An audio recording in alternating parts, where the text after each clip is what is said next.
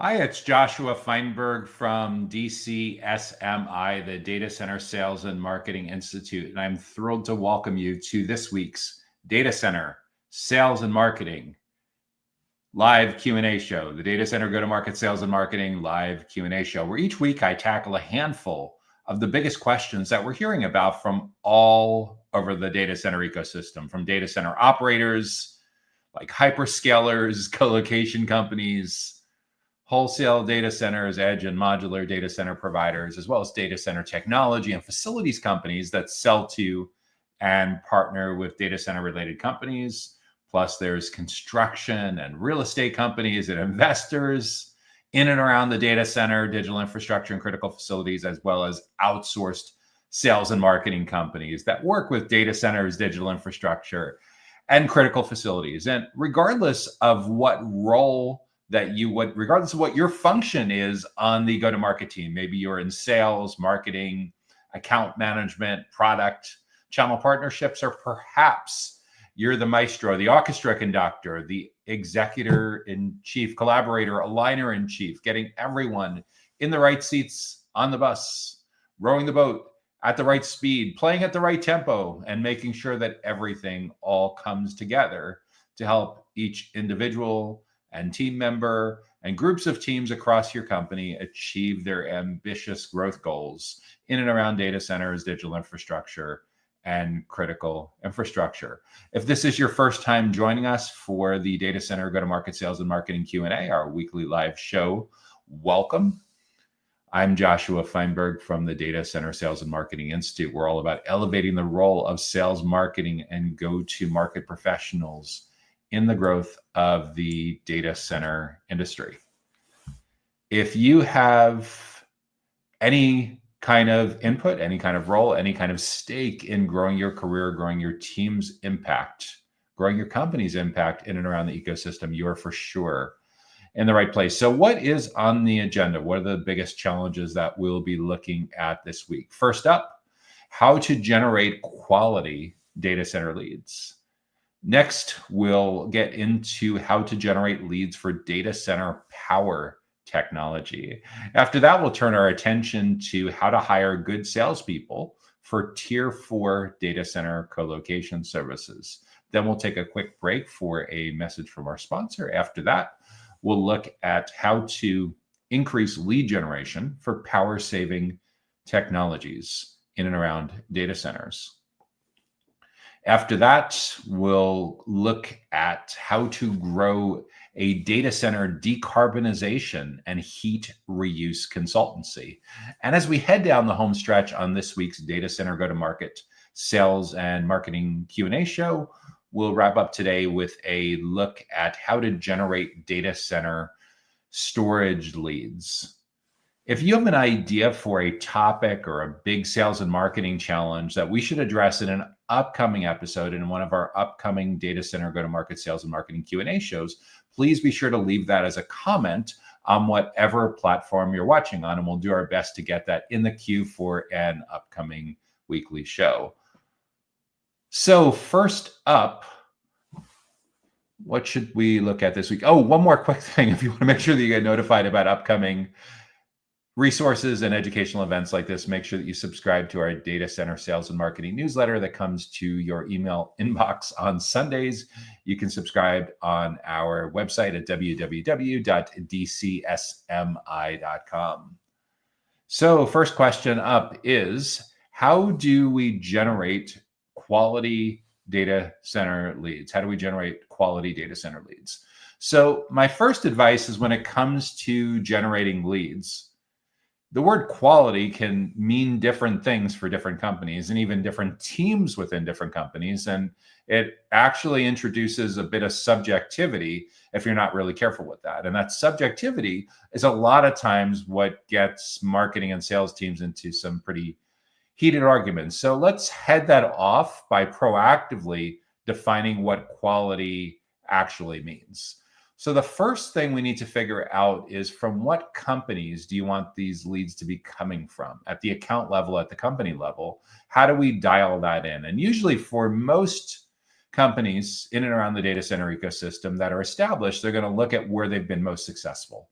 They'll look at their logos, they'll look at case studies, testimonials, reviews, they'll look in their CRM for their closed won deals, their happy customers, and they'll try to figure out the pattern recognition. They'll try to get to the heart of like the basic 3 or 4 areas that define an ideal client profile. Like, where are these companies located? And what location do these leads need to be coming from? Can the leads be anywhere on the planet? Can you literally do business in dozens of different countries and dozens of different languages? Or do you need to dial in and be way more specific and say like, nope, they need to be in this country or that country or this region within this country or this group of states or this group of provinces? Get really, really specific on the geographies where you can successfully market, sell, and service your data center clients. Next, let's get self-aware about the size of clients that make sense to be doing business with your company today.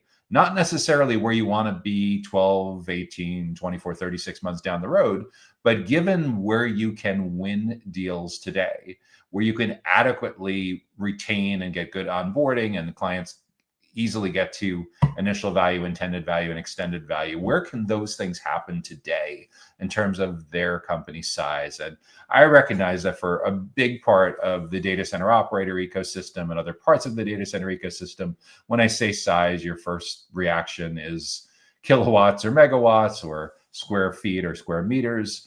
The reality, though, is when it comes to lead generation, at some point you want to normalize that, standardize that into like employee headcount or number of employees or even revenue, annual turnover. But let's say for number of employees, what's the minimum size company that's likely going to have the resources to afford your minimum level of engagement?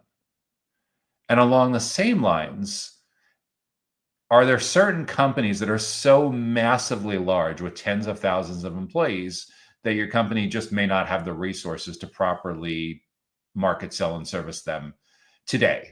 So with that in mind, for most companies, you're going to typically end up with a range where they need to be a certain amount, have a certain amount of employees, but not over a certain level to be in your sweet spot for what a quality lead, for what a qualified lead would look like. For your company, maybe it's a minimum of 50 employees and a maximum of 5,000 employees. It really, again, it depends quite dramatically based on your company's size, your resources, your addressable market, where you have coverage for sales and marketing and being able to install and configure and service various clients.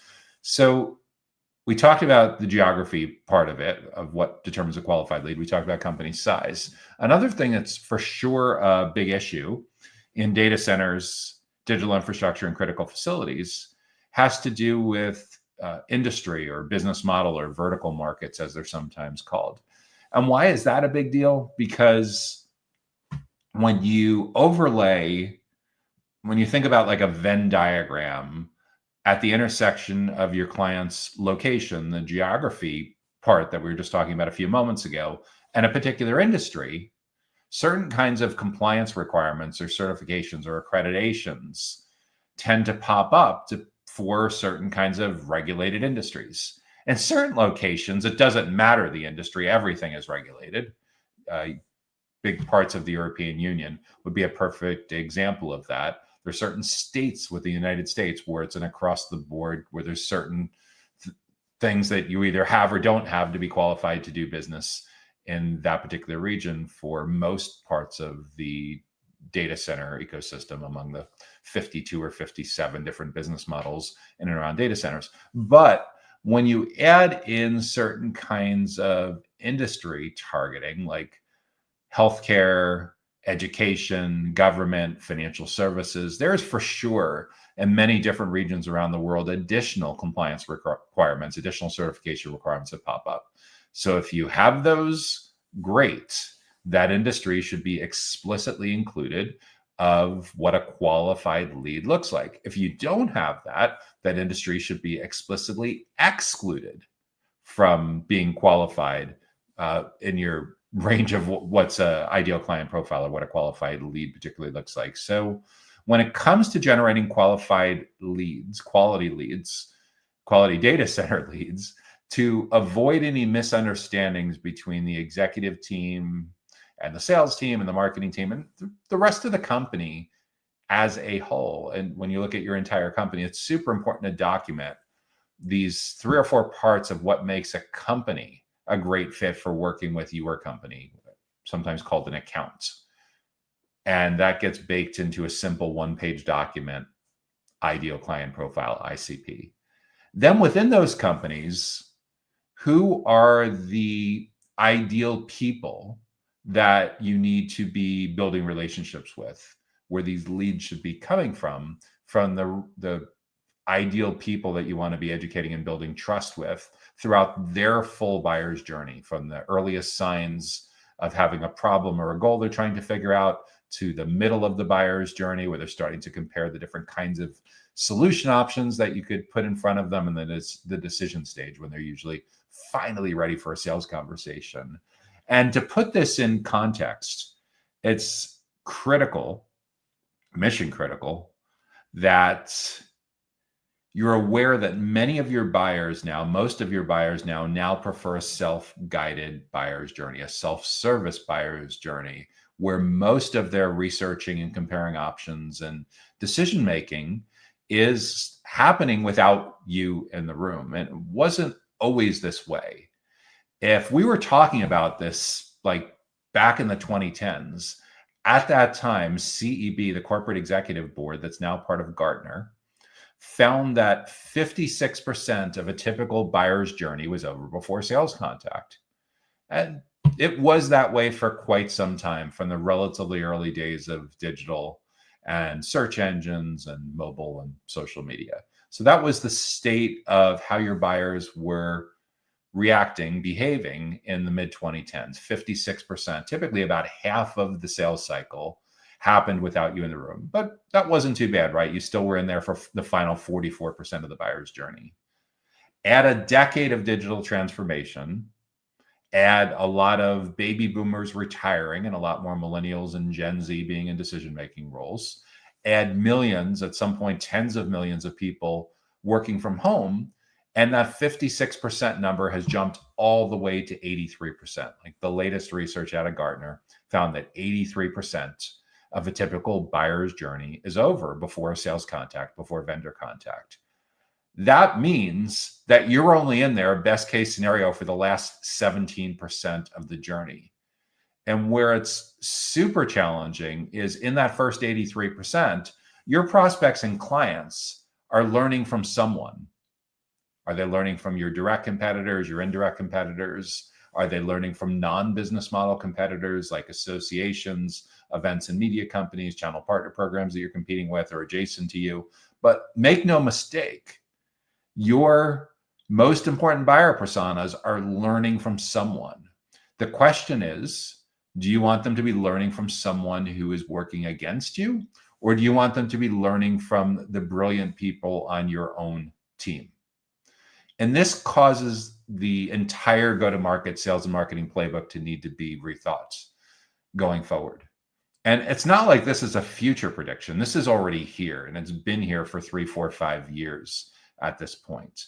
What this means is the members of your client-facing team that are still showing up with conventional job titles saying, "Hi, I'm an account executive. Hi, I'm a sales development rep. Nice to meet you."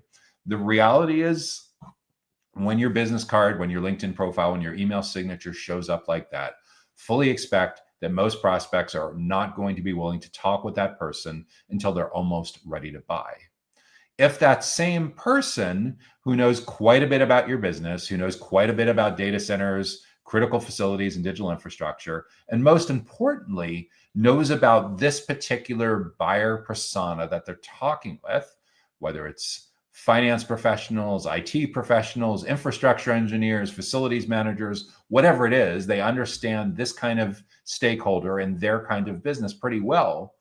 The repositioning, the makeover that needs to happen is for that individual to now show up and act and deliver on the idea of being more like a consultant, a trusted advisor, a subject matter expert, a teacher. And in some cases, some of the more advanced members on your client-facing teams may even be able to be seen as thought leaders. This is incredibly important because this is the way that you earn your way back in to have a significant role in that first 83% of the buyer's journey, where you still have an opportunity to significantly impact how your prospects and clients navigate all of the different options in front of them.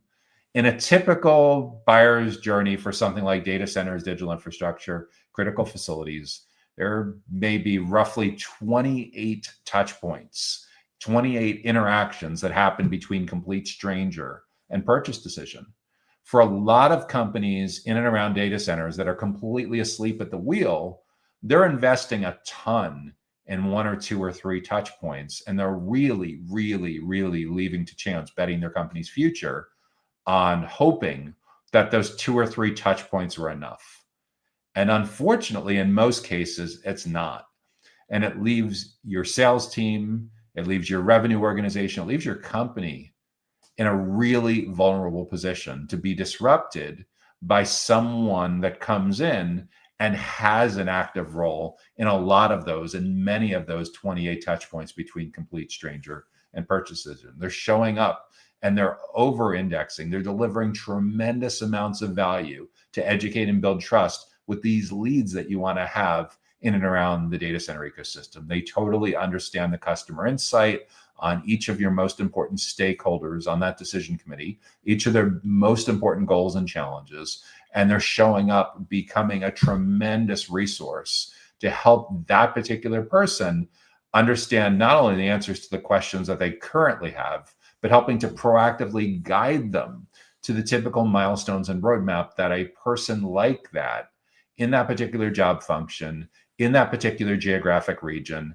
at a company at roughly that size in a specific kind of industry or business model, because your specialization, your knowledge internally that you have among your client-facing team members is that hyper-specific and is that uniquely valuable. So it feels a lot less like selling, and it feels a lot more like your prospects and clients are spending their time with a Big Four consultant, like they went out and hired KPMG or Deloitte or EY or PwC or something like that. It's that next level. This changes the nature of who you hire going forward. This changes the nature of how aggressive you need to be in investing in professional development and upskilling and cross-training and retraining and keeping everyone on the bleeding edge of what they need to have to add a lot of value to their clients. This changes the nature in many cases of how you specialize your sales and marketing teams to have extreme expertise in certain kind of niches. But this isn't going to happen overnight. This is a big culture change for a lot of companies. And depending on your company's size, your internal champion may need to be all the way up at the CEO level.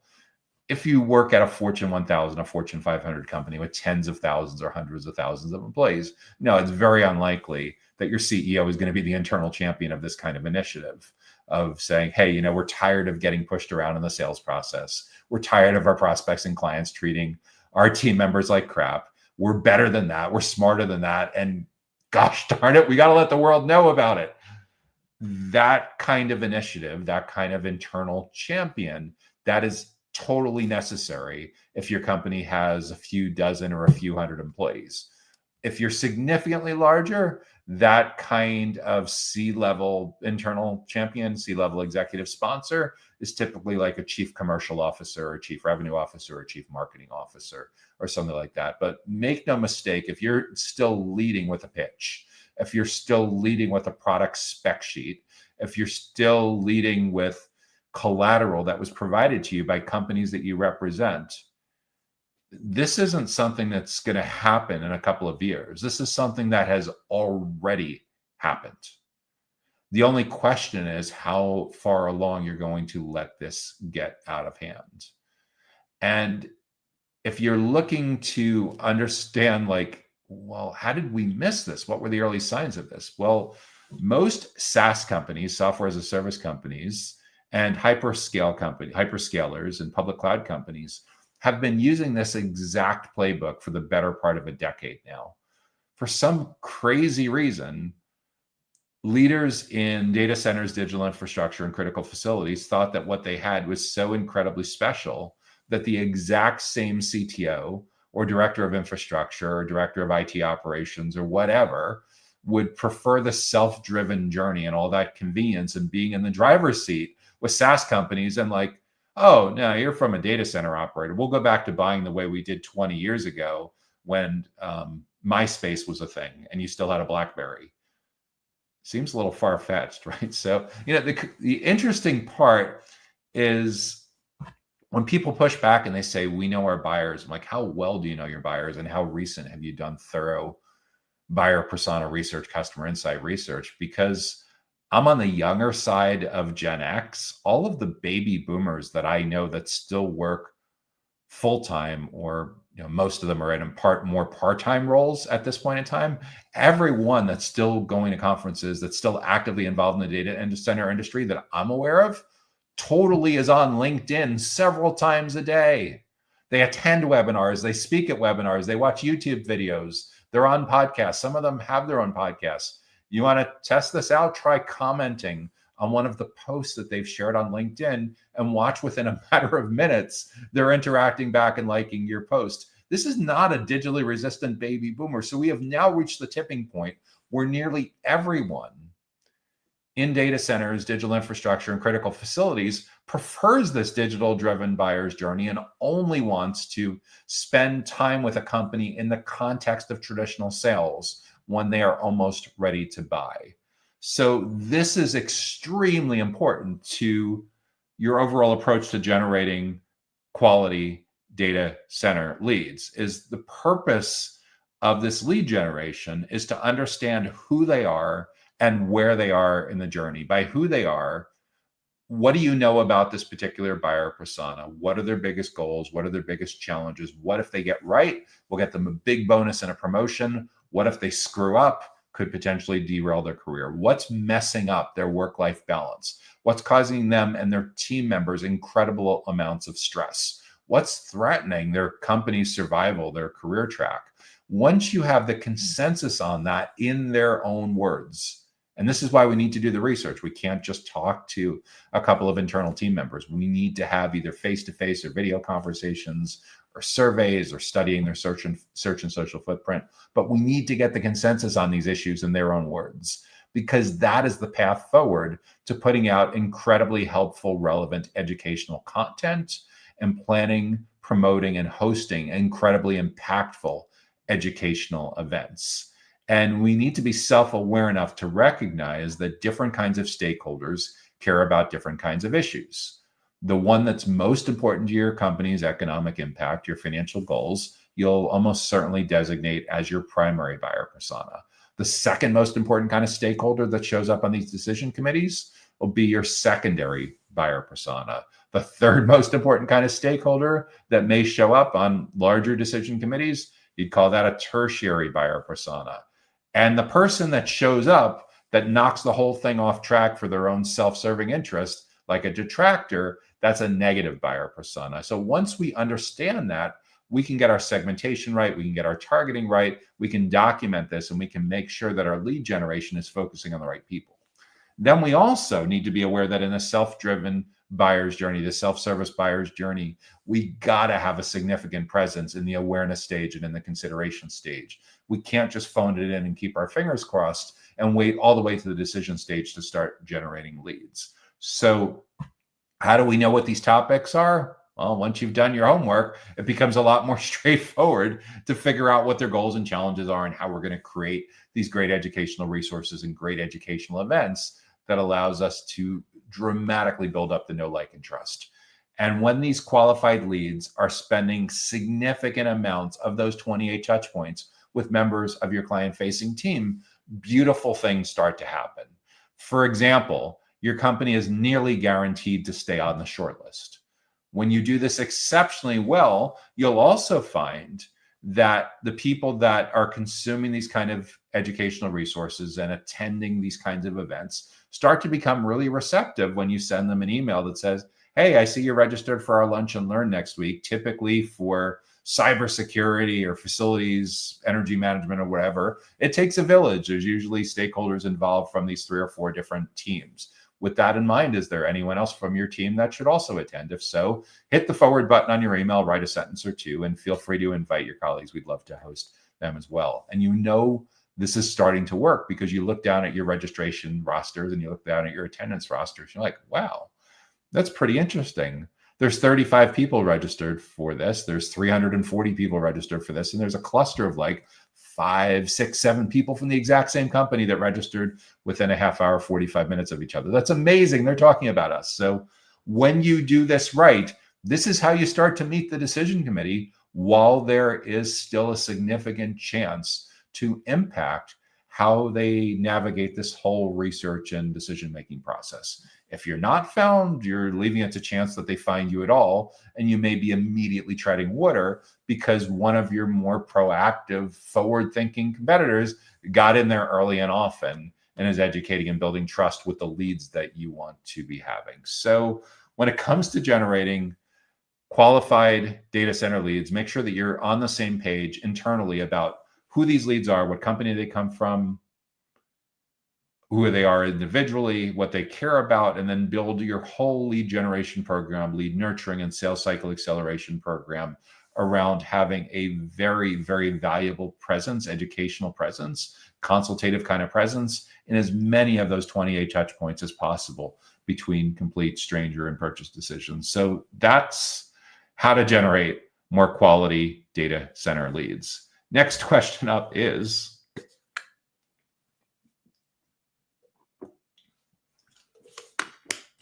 by the way, if you're getting good value from this week's Data Center Go-to-Market Sales and Marketing Q&A show, make sure that you hit the like button to let your friends, family, coworkers, colleagues know about this resource. And if you have an idea for an upcoming topic that you'd like to see us address in an upcoming show, in an upcoming episode, feel free to drop that into the comments. And as long as it adds value to a significant part of the ecosystem, we'll get it in the queue to address in an upcoming show. Next question up is, how do we generate leads for data center power technology? So your company provides power technology solutions for data centers, digital infrastructure, and critical facilities. A lot more dealing with facility-related professionals as opposed to IT professionals, but in a small enough data center operator facility or end user facility, a lot of times there's blurring of the lines between those two roles. So to generate leads for data center power technology, the first thing that we need to do is dial in what companies are the best fit for you, where they're located, how big or small they are, what industries, what business models they tend to be. And then based on their size and your size, we need to get a handle on who are the people that typically influence whether a company buys your power technology or not, or whether they buy from another company or not. And the way you generally figure that out is you look at where you've been most successful, what accounts you've won, what accounts you've retained, what accounts you've expanded over time. And you look in your CRM, your customer relationship management system, and you start to sleuth out like who are the people that were involved pre-sales, who were involved in the decision-making process, who are the people that were involved post-sales. And we're looking for patterns. We're looking for across 5, 10, 20 different companies, who do we consistently see showing up? Because what we're looking to essentially do is figure out who is the most important economic stakeholder that plays a role in deciding whether or not a company moves forward with your data center power technology. That we'd call a primary buyer persona. And we need to know that primary buyer persona's biggest goals and challenges. Because once we know in their own words what they need to figure out individually, what they need to achieve as a team, what they need to achieve as a company, a lot of times these things show up in job descriptions, we can dramatically improve our educational lead generation resources, our educational events that also become lead generation opportunities. Getting that figured out in their own words is incredibly impactful. And doing the opposite, guessing about what those words are, is the opposite of impactful. So that's on the goal side. These also sometimes show up in their OKRs, or objectives and key results. If you have a good enough relationship with your prospects and clients, they're willing to share those with you. On the flip side of it, we also know that people will be motivated to take action around data center power technology because they're facing a lot of frustration in certain kinds of areas. They're facing a lot of struggles. They're facing a lot of stress.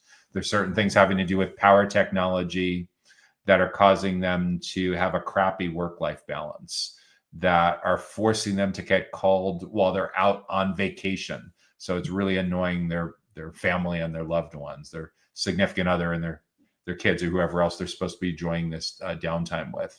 And this is really, really a big problem. So to the extent that you're able to introduce them to best practices and methodologies and playbooks for how others like them have navigated these data center power technology challenges, you can be a superhero. You can really, really be someone that has some extremely welcome advice that can help them individually, help their team, help their company navigate these power challenges in and around data centers. So figuring out like what kinds of companies and what kinds of stakeholders care most about your data center power technology is incredibly important for lead generation. Because once we have that and we know the highest frequency areas, we can set about building a content calendar. We can build an event calendar. We can say, gee, we're going to have a webinar series on the third Wednesday of every month. And this is the topic that the next 12 topics that we're going to cover. Or if we're fortunate enough that our prospects and clients are in close proximity to our office, to our facility, wherever, where they can drive there within a half hour to an hour, well, we're going to have a breakfast seminar series or a lunch and learn series, as long as you have a classroom or conference room or some foyer area that can be repurposed or whatever for that kind of event. Incredibly impactful to get your prospects and clients to spend time with members of your client-facing team in an educational context, not in an infomercial context, not in a, hey, come on over and let us pitch you kind of context, but in a way that they see your client-facing team members more like teachers, consultants, subject matter experts, trusted advisors, and likely the most senior members on your team who are like walking Wikipedias of data center power technology. Those folks they should see as thought leaders. So when we get all of that together, the lead generation becomes more about a value exchange. You have a piece of information, a resource, a piece of content, or an events experience that's so insanely valuable that they're essentially willing to trade their business card information for what's on the other side of the landing page, for what's on the other side of the registration. And when you do this well, you'll see these folks keep coming back to you over and over and over again to keep learning from you. When you do this really well, they also start to become very receptive to your suggestions like, hey, who else at your company, who else on your team needs to know about this or attend this or watch this? And you'll know it's working because you see clusters of people from the same company registering for, attending, all that great stuff. And amazingly impactful things happen to your sales process when there's multiple stakeholders from the decision committee that are engaging with you early and often. Actually, a lot of what it means to be an account executive going forward comes down to coaching and project managing with your internal champion to help that internal person get resources and buy-in across their internal team members and other teams within their own organization. No one really needs you to get better at selling. They need you to get better at supporting their buying process, which by definition means a lot of your interactions going forward are going to feel a lot more like consulting for your prospects and clients and a lot less like the kind of selling that you may have done for the first 5, 10, 20 years of your career, or however established your career is. So we need to know when it comes to power technology, what do they need to accomplish and what's driving them nuts? And we need to know the answers to those issues, those questions for your first, at least your first and your second most important groups of stakeholders. And if there's a third most important group of stakeholders for that segment as well. And when we can develop this incredibly personalized, incredibly relevant experience that's customized, that's personalized for each kind of stakeholder and for each stage, each part of the buyer's journey, what you'll likely, I always tell people, think about if you have 3 stages of the buyer's journey: awareness and consideration and decision. And if you have 3 different kinds of buyer personas, which for power technology, maybe it's a facilities director, maybe it's a infrastructure engineer, Maybe it's a CFO, whatever. I mean, this is going to vary depending on your business model, your company size, and their company size. But let's imagine there's a facilities professional, there's a technology professional, there's a finance professional, or maybe a compliance professional or ESG officer or something like that in that third slot.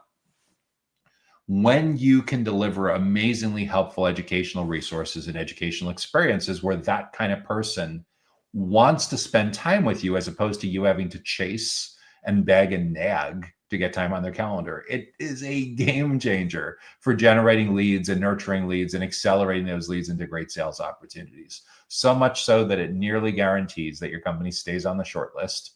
If you do this exceptionally well, competitors that you thought were in the running with you will start to drop off the short list because those stakeholders on the decision committee realize that no one's going to hold a candle to the amount of ridiculously smart people that you have on your team. And when they finally get to that last 17% of the buyer's journey where they're open to a sales kind of context, you'll discover their team members are quoting you. They literally used your educational resources, your educational events as the framework for how they navigated this entire initiative. And when that happens, that is a beautiful thing. The sales close easier. There's no haggling. There's no going back and forth on terms and price competition. And it's a beautiful thing as well post-purchase because your account managers, your customer success managers have new clients that are incredibly bought into your way of approaching data center power technology. They're a lot more likely to have a very smooth, accelerated onboarding experience to jump from initial value, intended value, extended value to become great promoters, ambassadors of your brand that refer their colleagues, and all those great things that happen post-purchase in customer activation and customer marketing. And planting the seeds for that starts with getting in as early as possible, the right people in the right place at the right time, and most of all, in the right context. So it's not just about lead generation. It's about your prospects and clients seeing your company and your client-facing team members as the be-all, end-all experts when it comes to anything and everything having to do with data center power technology. Next question up, what do we got?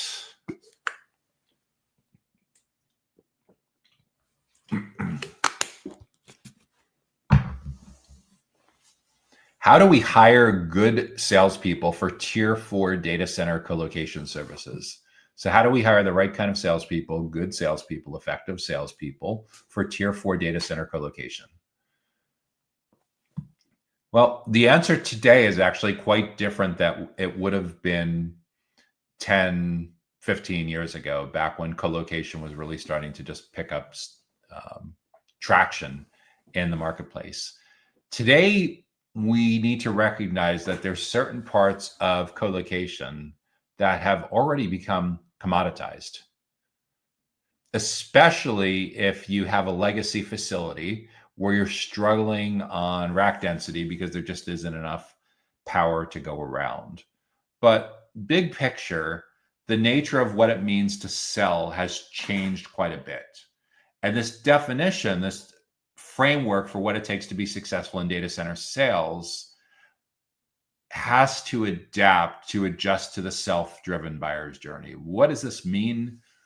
A decade ago, someone selling colocation was likely going to get to spend about half of their prospects, half of their clients' research and decision-making process with them. At the time, 10 years ago, it was widely believed that 56% of the buyer's journey was happening before you got to meet a prospecting client, which meant that in most situations, 44%, almost half of the research and decision-making process happened with someone from your sales team in the room, either virtually or sitting on their side of the table, giving the tours, whatever else was impactful for the decision-making process around colocation. Unfortunately, those days are long in the rearview mirror. Add 10 years of digital transformation, generational changes as baby boomers retire and more Gen Z, more millennials are in decision-making roles, millions, tens of millions of people working from home.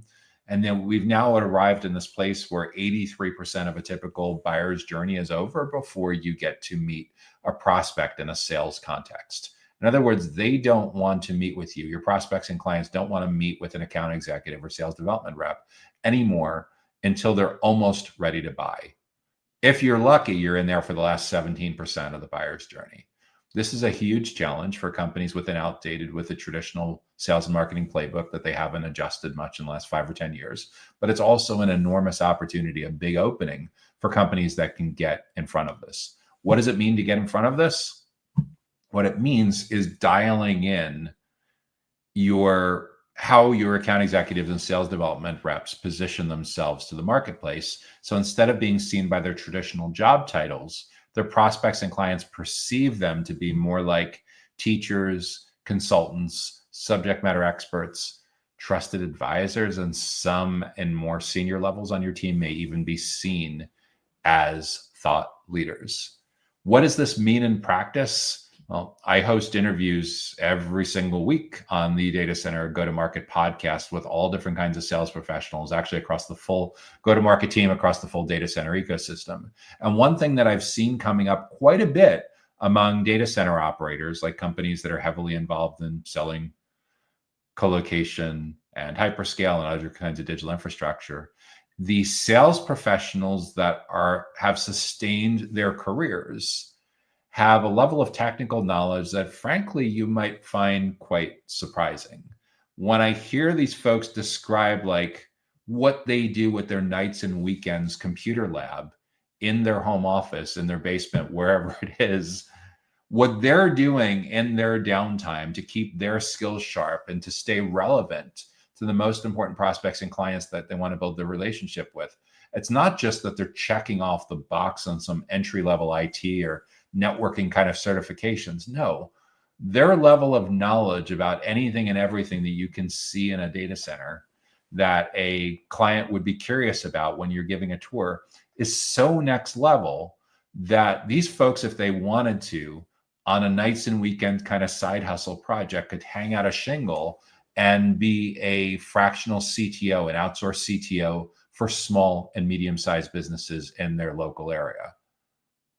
Why did that jump off the page with me? Well, early on in my career, I actually had a business like that I ran for 3-4 years, working with small and medium-sized businesses as a fractional CTO. So the fact that it's gotten to the point where account executives and sales development reps, business development reps working for major data center operators, even relatively small operators, have gotten that level of knowledge. This is what allows them to have meaningful conversations with people across the decision-making committee when it comes to their clients that are interested in tier 4 data center colocation services. Without that, if you're just having these folks be able to read the information that's on your website or read the information on the slides, they're already treading water. And the reality is most highly technical, highly cynical IT professionals really are not going to want to spend much time with these folks anymore. So this changes the nature of who you hire. This changes how you and your sales professionals need to invest in professional development. This changes the nature of reskilling, upskilling, playing the long game, and almost certainly is also going to force some industry specializations because it's pretty crowded. If you have sales teams that are selling to a dozen or 2 dozen different industries, and they just know a teeny little bit about those dozen or 2 dozen industries. But if you have the focus, if you have the deep expertise where you have account executives who are exceptionally knowledgeable about how co-location is used in financial services or being used in healthcare or being used in manufacturing, all of a sudden the level of expertise that they bring to the table for their prospects and clients is not something where they're going to need to beg for meetings. Their prospects and clients are going to actually enjoy and get a lot of value from spending time, significant amounts of time with your client-facing team members. So much so that when this is done well, members of your client-facing team should be able to be actively involved in some of these educational resources that you're creating, and certainly in the educational events. If they're not the be-all, end-all subject matter expert, they should for sure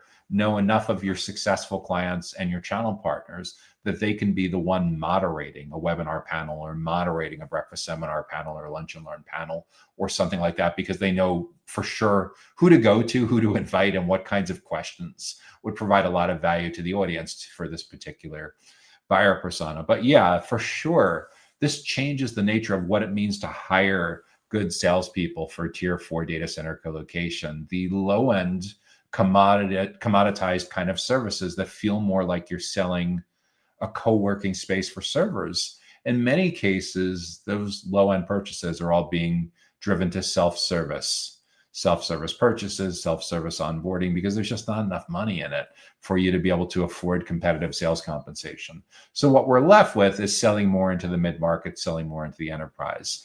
And for your salesperson to be able to earn their way in and be seen more as a teacher, a consultant, a trusted advisor, and a subject matter expert, yeah, for sure, it's a significant leveling up on their technical knowledge, on their industry knowledge, to be able to add a lot of value to your prospects and clients going forward. So that's what it means to hire good salespeople going forward. We're going to take a quick break for a message from our sponsor. And when we come back, we will look at 3 really important areas, 3 additional sales and marketing challenges that we're hearing about from all over the data center ecosystem.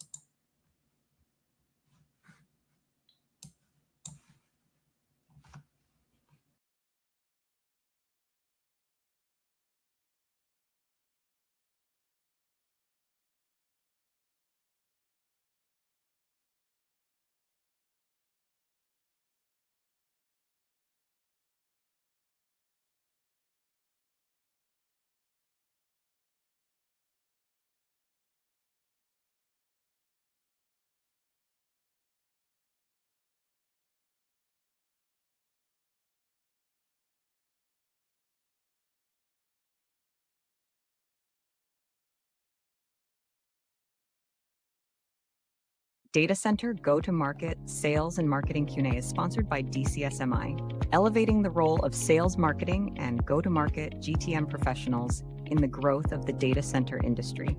To stay informed about upcoming episodes, subscribe to the Data Center Sales and Marketing newsletter on the DCSMI website at www.dcsmi.com. Again, that's www.dcsmi.com. Now, back to Data Center Go-to-Market Sales and Marketing Q&A. Hey, it's Joshua Feinberg from DCSMI, the Data Center Sales and Marketing Institute. We're all about elevating the role of sales, marketing, and go-to-market GTM professionals in the growth of the data center industry. And you're watching our weekly Data Center Go-to-Market Sales and Marketing Q&A show. If you've been getting good value from this week's show so far, make sure that you hit the like button. If you have an idea for a topic that you think we should consider addressing in an upcoming show, be sure to leave that in the comments on whatever platform that you're watching from. So next question up is, how do we increase lead generation for data center power saving technologies? So your company's principally in the business of data center power saving, sustainability, power conservation. There's a number of synonyms for that, energy related savings. How do we increase lead generation for data center power savings technology? What it comes down to is really understanding the who and the why. Who are your best ideal clients that you want to do business with? When you define your ideal client profile, where they're located, their company size, their industries, their business models, what comes up at the account level? And in addition to the accounts that you want to be getting a foot in the door with for generating these leads, who are the people in those accounts that matter most? The most important person that shows up on the decision-making committee, we'll call that your primary buyer persona. The second most important person we'll call your secondary buyer persona. And we need to do our homework. We need to do the actual research, either face-to-face interviews or video interviews or surveys, or studying their search and social footprint for anywhere from 5, 10, 20 different people in that segment. And we need to find the consensus on their own words. What are the biggest goals that they're trying to achieve when it comes to power saving technologies in and around a data center, critical facility, or digital infrastructure. So what are the biggest goals? Sometimes this shows up in job descriptions and other related places in their own words. And the flip side of that, what are they struggling with the most when it comes to power saving technologies for data centers? So again, if we can get the consensus on those on a segment by segment basis for each of those personas, and we know which buyer personas to prioritize, that essentially becomes the starting point for building our lead generation playbook, for building our lead generation strategy, for developing, publishing, promoting, distributing educational resources, and planning, promoting, hosting amazingly impactful educational events around data center power saving. These could be offline events like hosting breakfast seminars, symposias, lunch and learns, either on your own or partnering with a company or association, organization, or something like that. Or these could be virtual events or both. Like virtual events would be live streams, virtual conferences, webinars, things where people can attend from their own office or home office or wherever they are, anywhere in the country, actually anywhere around the globe.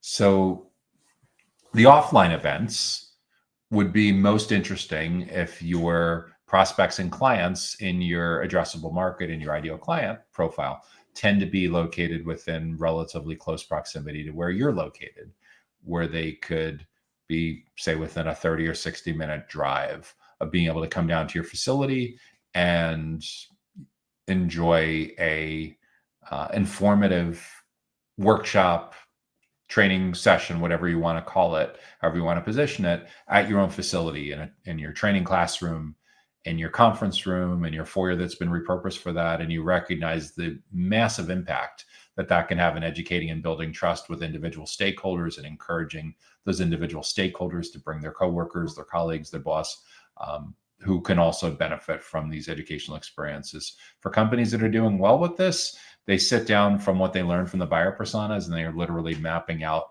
a monthly webinar. They're mapping out a monthly lunch and learn, a monthly breakfast seminar, or something like that for each of their most impactful buyer personas. And of course, not everyone that should attend will actually be able to attend. So by all means, record these, repurpose these, give the full version, chop them up in pieces, and give shorter versions, and do your vertical videos and your shorts and your carousels and your blog posts and your LinkedIn text posts and your email newsletters. This amazing content should fuel all of your lead generation plans, all of your lead nurturing plans for this particular buyer persona.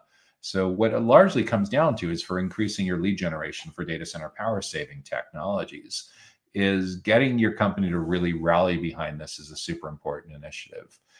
And in most cases, it's going, depending on your company size, it'll go all the way to your most senior levels of leadership that say, hey, look, we have a problem.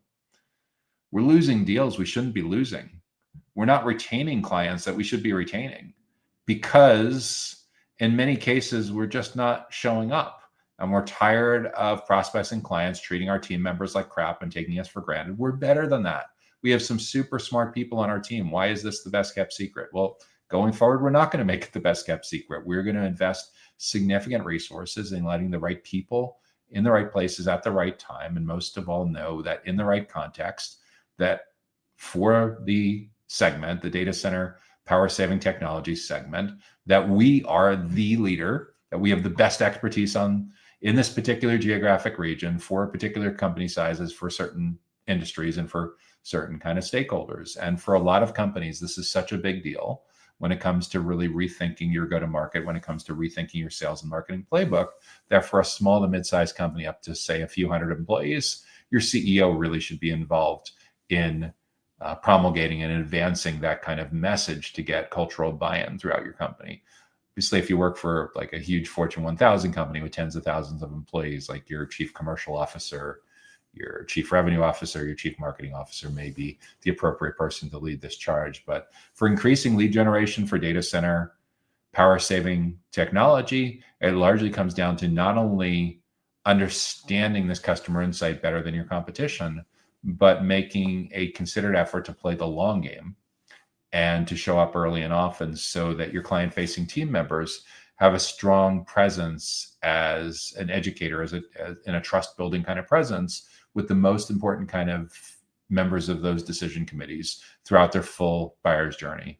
All of those 28 touch points, or as many of those 28 touch points as possible, from awareness to consideration, consideration to decision. So by the time they get to the point where they're ready to meet with a member of your sales team, they're heavily indoctrinated. They are heavily believe in your methodology for how to navigate the power saving technology segment within data centers, digital infrastructure, and critical facilities. So next question up, what do we got?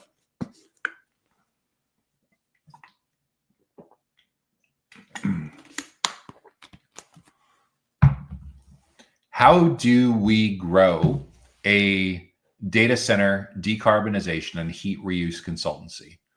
So your company is primarily in the business of being a consulting firm that specializes in data center decarbonization and heat reuse. With what I know what's going on in the world right now, this is likely a stronger area of demand in Europe and in Asia than in the Americas. But I do strongly believe that at some point, as people start to get a lot more realistic on the severe limitations of energy usage and there starts to be some pushback, that there's going to be a very, very strong global movement for data center decarbonization and heat reuse to really be, if not the front burner issue with data center industry growth, but for sure among the top 3 to 5 most important areas going forward for data centers, digital infrastructure, and critical facilities.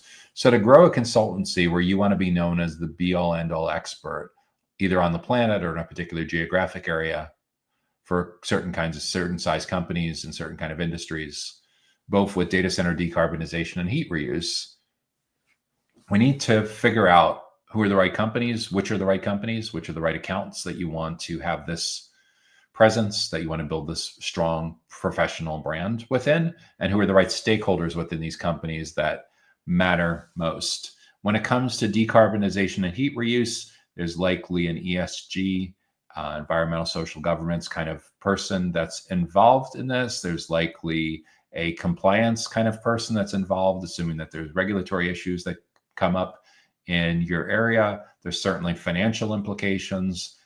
In a perfect world, the person leading the charge is probably a facilities executive, a data center facilities manager, facilities director.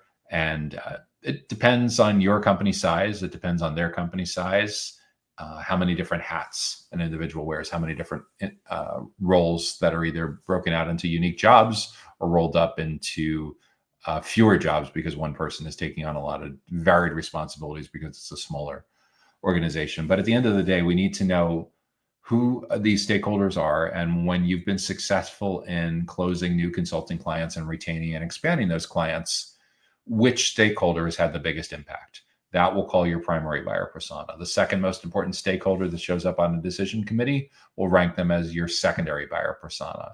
And once we have figured out who are the companies where we want to be able to sell these decarbonization and heat reuse consultancy services and who are the individual stakeholders within these companies, then we need to do a little bit of research to understand for our primary and our secondary, our first and our second most stakeholder on these decision committees, what they care most about and what they care most about in their own words. Not what we think they care about, but what they actually care about in their own words. And getting their own words right is incredibly important, incredibly impactful for everything from your website copywriting, your product marketing materials, your collateral, your sales enablement templates, your events descriptions, your events copywriting, what you put on signage when you do offline events. All of this needs to take into account not only who the most important and second most important kind of stakeholders are, but what they care about most in their own words. And in a lot of cases, that research will help to fuel even some product roadmap decisions of what your services should look like going forward. You may discover some gaps on some areas that they care about intensely that you're not currently covering, that either you want to be covering in the near future or you want to partner with a complementary non-competing consultancy to loop in to provide an even more comprehensive menu of services around decarbonization and heat reuse. But if I was looking for a strong claim of topical expertise within that, not only would I put out the state of data center decarbonization and heat reuse every year. I'd probably name my newsletter something like that. I'd probably set up a podcast just like that. I'd set up a LinkedIn group about it. I'd work to try to build up a virtual conference or offline conference that has those nearly identical topics right in the title. I would perhaps writing a book, probably a digital book might be a safer bet if you're trying to advance a sustainability narrative, an ebook. But yeah, all of the above. If you're serious about letting the world know that you have the top consultancy that specializes in data center decarbonization and heat reuse, it's really important to dial in who the companies are that are going to care the most and who those stakeholders are that are going to care the most and what they actually care about, why they should listen to you in the first place. Because in a self-driven buyer's journey where they're just doing so much homework before you get to that initial meeting with people, we really, really need to make sure that we're showing up early and often with the right people in the right places at the right time, and most of all, in the right context, so that you're seen as the be-all end-all expert on anything and everything that comes comes full circle that's relevant to data center decarbonization and heat reuse. Fortunately, that's a small enough niche that it's unlikely you're going to face strong competitive pressure or commoditization anytime soon. Very, very different than a mature kind of business model like co-location. But at the same time, if they don't know you're out there, how are they going to put you into that consideration set? So I'm a huge fan of using interview-based content like interview-based podcasts, interview-based webinars to learn, create educational experiences that can help spread your message to other similar kinds of stakeholders. It's light social proof early on, and it also gives you a lot of very valuable research to help refine your offerings going forward. In the SaaS world, in the software technology space, going back as long as like 10 or 20 years, if you've ever heard of the book, The Lean Startup by Eric Ries or his mentor, Steve Blank, they call it getting out of the building.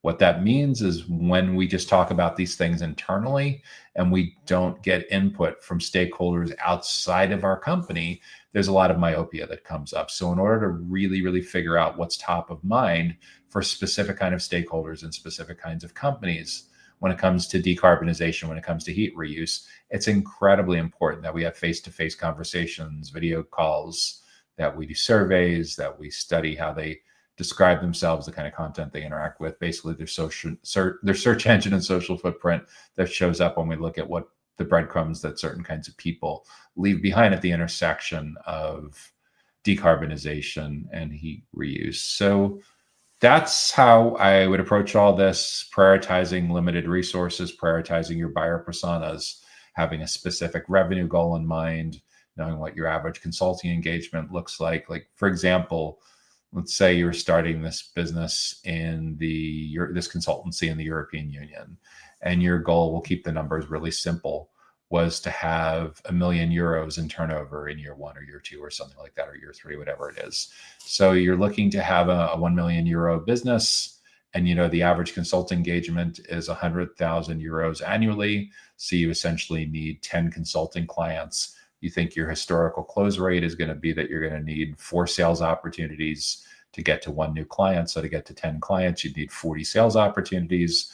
And you think to get to 40 sales opportunities with a 10% lead to sales opportunity conversion rate, you'd need 400 early stage leads. So, these are just some quick back of the napkin numbers on reverse engineering your revenue goals into something around lead generation, lead nurturing, sales acceleration, deals. Obviously early on with a brand new business, you don't really know what you don't know. And until you get to product market fit and go to market fit, where you have a strong idea of exactly who these clients are, what they buy, the price points, the durations, and everything just becomes an exercise in trying to accelerate that, which is all the more reason to get closer to your intended audience and get direct feedback from them on what specifically they're looking for help with when it comes to decarbonization and heat reuse. So that's how I would look to grow that kind of consultancy, how to grow a data center decarbonization and heat reuse consulting firm. If you've been getting good value from this week's Data Center Go-to-Market Sales and Marketing Q&A show, make sure that you hit the like button. And if you have a topic, a question, or a challenge that you'd like us to consider addressing in an upcoming weekly show, make sure that you drop that in the comments as well, wherever you're watching. And that brings us to our final question that we're going to be addressing in this week's show, which is,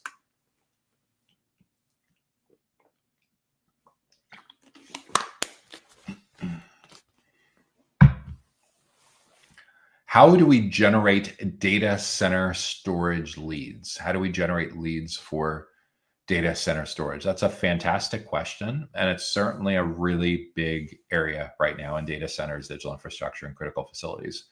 It's a really big area because AI, machine learning applications, big data, data analytics, high performance computing supercomputers take up massive amounts of disk space relative to legacy line of business applications that data center operators, data center colocation providers may have been used to as recently as 10 years ago. And because of that, there's enormous demands for storage. There's enormous demands for storage that doesn't use a ton of energy. There's an enormous amount of demand for storage that can last way longer than it ever has in the past. I spoke with a founder a couple weeks back, or maybe a month or two back, who was working on data center storage that was designed to last 100 years. So there's a lot of really, really interesting innovations happening in data center storage technology. But at the same point, we also need to recognize that storage is a mature category. And there's literally been hard drives in computers and servers going back decades.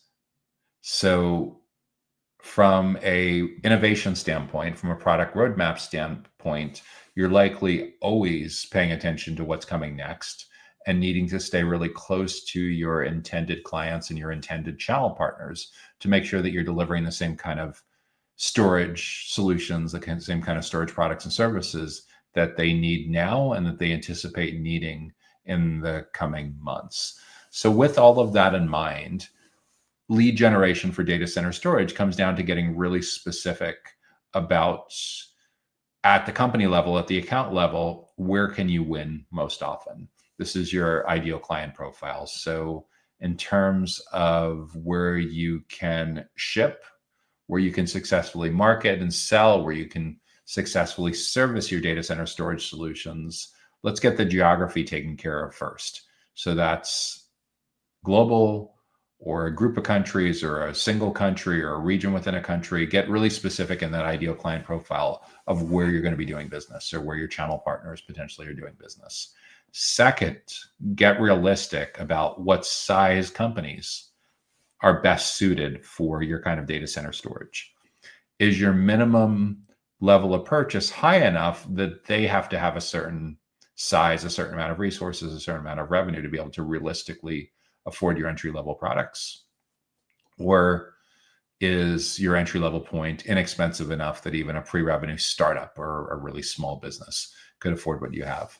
Along the same lines, is there an upper limit where a certain enterprise may have such demanding requirements on sales cycle length, compliance requirements, financial requirements, legal requirements, whatever it is, that you just may not be able to adequately address today, but are thinking about more down the road? So that's what would allow you to have a range for a minimum company size or a maximum company size that makes sense for dialing in your lead generation. And then are there certain industries, certain business models, certain verticals where you do better than others because of compliance issues, certification kind of issues, where you either have or don't have that ability? And again, that's going to vary depending on the region, because certain regions around the world, even in the United States, different states have different requirements around data centers and different amounts of regulation around data centers. And certainly healthcare, financial services, government, education, in many, many instances have specific needs around compliance and certification depending on the geographic area. So when it comes to the account level, when it comes to the company level, get specific about where these leads need to be located, how big or small the companies are. Are there certain industries that should be targeted or excluded, depending on the nature of whether you have or don't have the ability to do business in that particular segment? So once we know that, next up, we need to figure out in these accounts, in these companies, who cares most about your storage technology. And a lot of it may depend on how big or how small your company is, or how big or how small their company is. In certain really, really tiny companies, an IT director or chief technology officer, if you're talking about like a co-location data center with 20 employees, it's entirely possible that every significant purchase decision having to do with data center storage has to cross the desk, has to go through the CTO. But just to put it in context, that CEO's entire team is 4 full-time people or 8 full-time people or something like that. So what that means is, in a really tiny company, even the most junior level person, even the intern, could be a good foot in the door for a lead generated. A lot of what screws up sales professionals and founders is many times they dismiss or disregard leads that are generated from very junior people on a particular team and in a junior organization. The reality, though, is in many cases, that junior person was sent to go research a particular category in this particular situation, like what's new in data center storage, and they need to report back to their boss, like a data center manager or network operations center manager or something like that, or infrastructure manager. So there's a lot to be said for building good rapport with that individual and letting them be your Sherpa, letting them be your guide to figure out like what was motivating this, what made them want to download this, what made them want to attend the webinar, what made them want to watch the recording of the webinar, whatever it is, and how are they addressing this need internally. And in many cases, you may be in the extreme small minority of people that takes these entry-level stakeholders seriously. And because of that, it's a really, really strong competitive advantage for figuring out like, who else is going to be on the decision committee and how do we get them to also enjoy these same kind of educational resources going forward. So at the account level, who's the ideal person that you want to be building this relationship? The most important economic stakeholder we'll call your primary buyer persona. The second most important kind of economic stakeholder on that decision committee when it comes to data center storage, we'll call your secondary buyer persona. And really large enterprise accounts, there may be a third or even fourth kind of person that shows up on a decision committee that needs its own unique content, that needs its own unique events experiences at the intersection of storage technology for their data centers, either because they're a data center operator or they're an end user, they're an enterprise with their own data centers. But either way, we need to be really dialed into the accounts where we can win and the stakeholders within those accounts that historically have been our strongest allies, both before, during, and post-purchase. And the before is a new thing to think about as well, because in a self-driven buyer's journey, which is now where most data center related technology purchase decisions are being made, the buyer is in the driver's seat.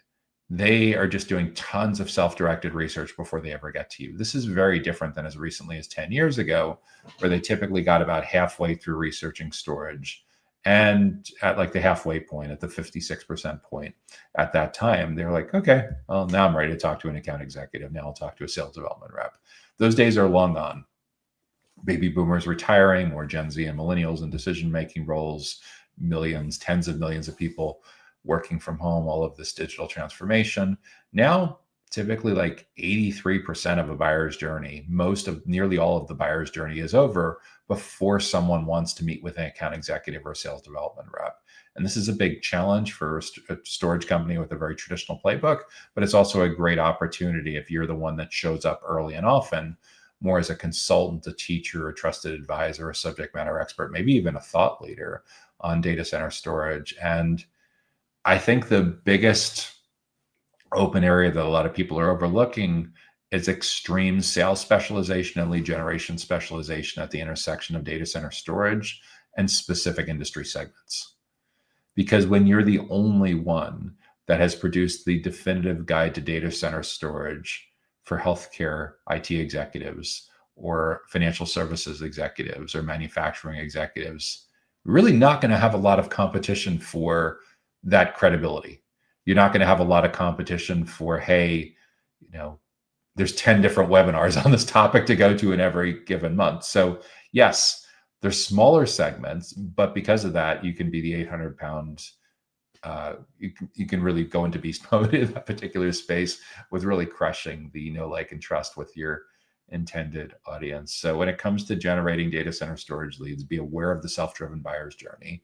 Get dialed into the companies that you want to grow your business within, the individuals within those companies. Figure out what those individuals, what those prioritized buyer personas really need to know in their own words, what they're struggling with the most, their biggest challenges, and what they're trying to achieve professionally, as individuals, as a team, as a company, their biggest goals. Once you know their biggest goals and challenges, it's so much easier to get your website copywriting nailed down and relevant, to get your landing pages really dialed into what they care most about, to get your lead generation offers, to get the downloadables, to get the newsletter, the social posts, the videos, the webinars, the lunch and learns, all of that stuff. Once you know in their own words what they care most about, everything starts to work better.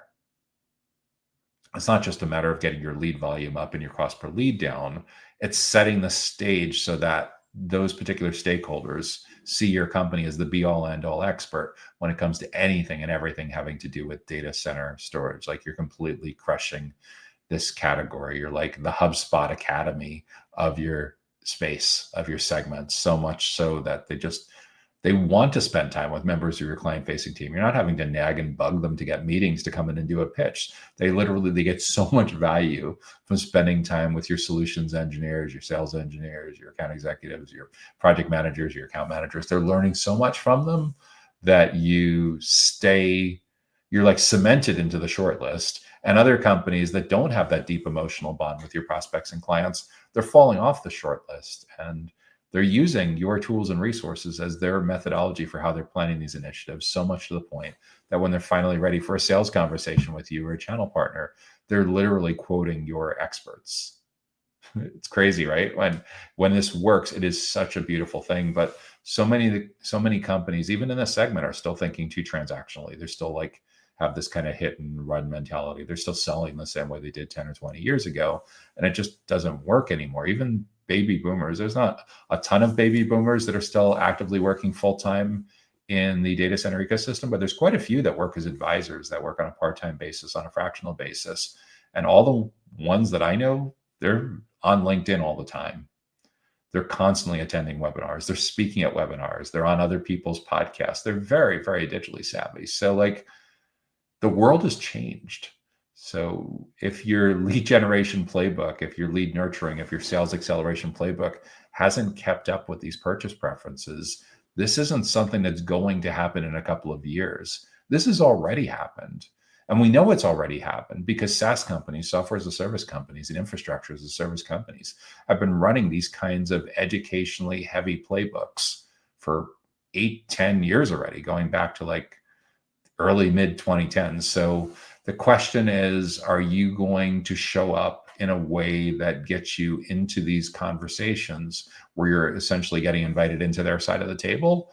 Or are you going to fight it kicking and screaming and say, no fair, I want to sell the same way I did back when MySpace was a thing and when there were still dial-up modems and there were still Blackberries, that would be hunky-dory awesome. Well, the world has changed.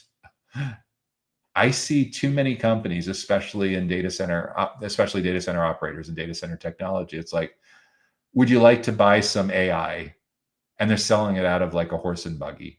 Like they want to print like postcards and mail them to people, or take out a bigger ad in a trade journal or something like that. It's insane. I don't know what causes them to make these kinds of conclusions, but if you do your customer insight research, if you figure out your buyer personas and you get consensus on their biggest goals and challenges and where they hang out online and offline and what they care about and what influences the journey, it becomes a lot clearer where to make your significant investments in generating data center storage leads. So that's how I would approach creating a playbook, a go-to-market, a sales and marketing playbook for anything and everything having to do with entering new markets, growing your business, generating the right data center storage leads. So that's the final question that I'm going to be addressing in this week's Data Center Go-to-Market Sales and Marketing Q&A show. If you got great value from this week's show, make sure that you hit the like button. If you have a topic that you think we should address in an upcoming show, make sure to leave that in the comments. And if you want to make sure that you get notified about upcoming educational events and resources just like this, make sure that you're subscribed to our weekly Data Center Sales and Marketing newsletter that comes to your email inbox each Sunday. You can subscribe on our website at www.dcsmi.com.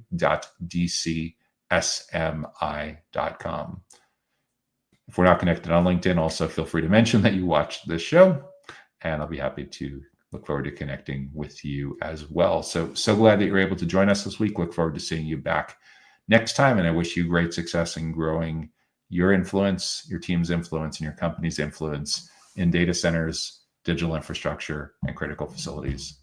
Take care now. Data Center Go-to-Market Sales and Marketing Q&A is sponsored by DCSMI, elevating the role of sales, marketing, and go-to-market GTM professionals in the growth of the data center industry. To stay informed about upcoming episodes, subscribe to the Data Center Sales and Marketing newsletter on the DCSMI website at www.dcsmi.com. Again, that's www.dcsmi.com.